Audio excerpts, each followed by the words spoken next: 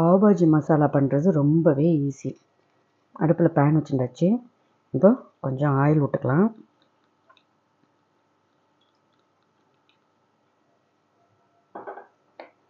வேணுங்கிற அளவுக்கு வெங்காயம் சாப் பண்ணி வச்சுருக்கு, இதை வந்து போட்டுக்கலாம்.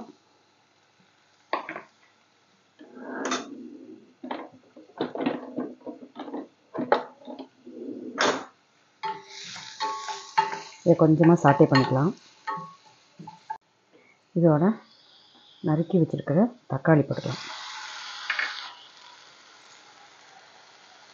தக்காளி போட்டுட்ட உடனே இதுக்கு வேணுங்கிற அளவுக்கு உப்பு போட்டுக்கலாம்.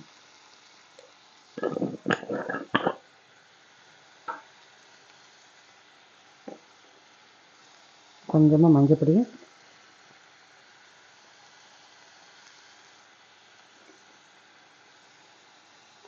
காரப்பொடி,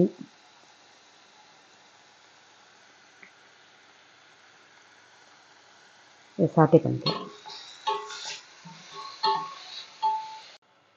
பாருங்க, இது நல்லா வந்து குக்காக எடுத்து இப்போ ஆல்ரெடி நான் வந்து பொட்டேட்டோ, கேரட்டு, பீட்ரூட்டு 3த்தையும் போட்டு வேக வச்சு வச்சுருக்கேன். இதை நல்லா ஸ்மாஷ் பண்ணிக்கலாம். ஸ்மாஷ் பண்ணிட்டு இதோட ஆட் பண்ணிக்கலாம்.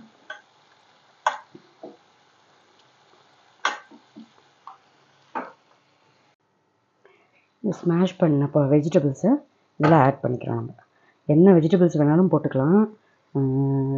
இன்னும் இதில் வந்து கேப்சிகம் போட்டுக்கலாம், காலிஃப்ளவர் போட்டுக்கலாம், பீஸ் போட்டுக்கலாம்.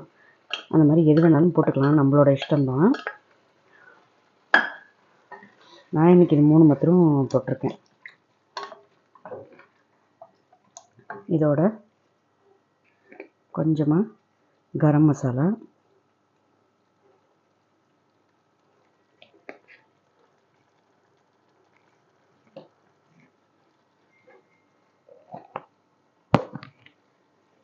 கொஞ்சமாக கசூரி மேத்தி.